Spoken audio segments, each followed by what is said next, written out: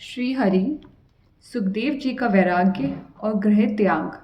वेदों में, उपनिषदों में दो संतों के नाम ऐसे आते हैं जो जन्म से ही मुक्त है। सुको मुक्तः, वामदेवो मुक्तः। एक वामदेव ऋषि का ऐसा नाम आता है। वामदेव ऋषि संसार में आए, कभी माया का स्पर्श हुआ नहीं। जन्म से ही सुखदेव जी महाराज में ज्ञान, वैराग्य और भक्ति तीनों परिपूर्ण हैं। यम प्रव्रजंत मनुपेत मापेत कृत्ययम द्वैपायनो विरह कातर आजुहाव पुत्रेति तन्मया तया तरवो भिनेदुष तम सर्वभूत हृदयम मुनिमानतोष्मि।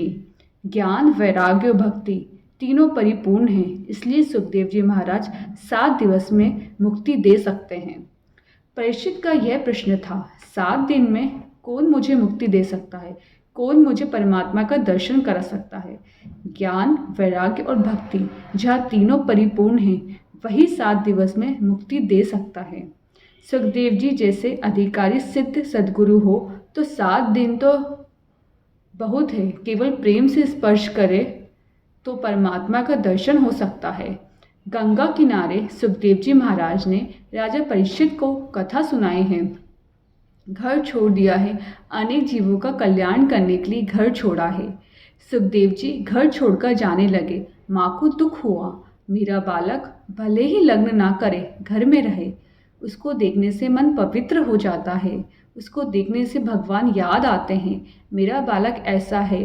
व्यास जी समझाते हैं, जो अति से प्रिय लगता है वह भगवान को अर्पण करो। साधारण मानव का ऐसा स्वभाव होता है कि उसको जो अच्छा लगता है वह अपने लिए रखता है, जो अच्छा नहीं लगता है वह दूसरों को दे देता है। अच्छा मेरे लिए इसी का नाम आसक्ति है, अच्छा दूसरे के लिए उसी का नाम भक्ति है। तेरा पुत्र अनेक जीवों का कल्याण करने के लिए गया है। हे पुत्र बोलते हुए व्यास जी दौड़ते हैं। सुखदेव जी ने कहा, कौन पुत्र है और कौन पिता है? परमात्मा के पीछे पड़ो। पिता पुत्र के संबंध में केवल वासना है। वासना से जीव बाप होता है, वासना से ही जीव बेटा होता है। जीव का ईश्वर से संबंध सच्चा है। मेरे पीछे क्या पड़ते हो? अनेक बार आप पुत्र हुए हैं, अनेक बार मैं पिता हुआ हूँ। कौन पिता और कौन पुत्र है? पूर्व जन्म का आपका पुत्र इस समय कहाँ है? पूर्व जन्म के पति या पत्नी जो प्राण से प्यारी लगती थी, इस समय कहाँ है? ये सब वासना का खेल है, जीव ईश्वर का है। बूढ़े के घर में वासना रह जाए, उस बूढ़े का मरने के बाद बालक का जन्म होता है। कितने लोग बातें करते हैं, इसका मुख इसके दादा के जैसा लगता है। वह दादा के जैसा क्या, दादा ही बेटा होकर के आया है। जो बाप था वही बेटा हुआ है, उसके घर में आसक्ति थी। पिताजी मेरे पीछे क्या पड़ते हो?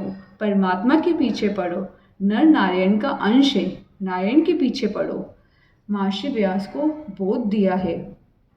पुत्रेति तन्मया तया तरवो विने दुष्टम सर्वभूत हृदयम मुनिमान तोष्मि। गंगा किनारे संत समाज में सुखदेव जी महाराज ने ये दिव्य कथा की है। सुखदेव जी महाराज जब कथा करते थे, उस कथा में महर्षि व्यास कथा सुनने के लिए आए थे। मुझे ऐसा लगता है मेरा पुत्र मुझसे भी श्रेष्ठ है। उसका ज्ञान, वैराग्य, उसकी प्रेम लक्षणा, भक्ति अलौकिक है। सुखदेव जी की कथा सुनने में व्यास जी को आनंद आया। कथा कीर्तन से सफल होती है। कथा का 16 आना फल मिले, पुण्य मिले, ऐसी इच्छा हो तो कथा में प्रेम से कीर्तन करो। कथा में वक्ता भगवत गुणगान करता है, भगवान की मंगलमय लीला का वर्णन करता है। गुण संकीर्तन, लीला संकीर्तन, नाम संकीर्तन से कथा सफल होती है। वक्ता श्रोता बहुत प्रेम से भगवान के नाम का जप कीर्तन करते हैं, तभी कथा सफल होती है। कथा का 16 आना फल आपको मिले, ऐसी इच्छा हो तो प्रेम से कीर्तन करो। कीर्तन में संकोच रखना नहीं। कीर्तन में जिसको संकोच होता है वह समझे कि मेरा पाप बहुत है। कीर्तन में शर्म काहे की रखते हो?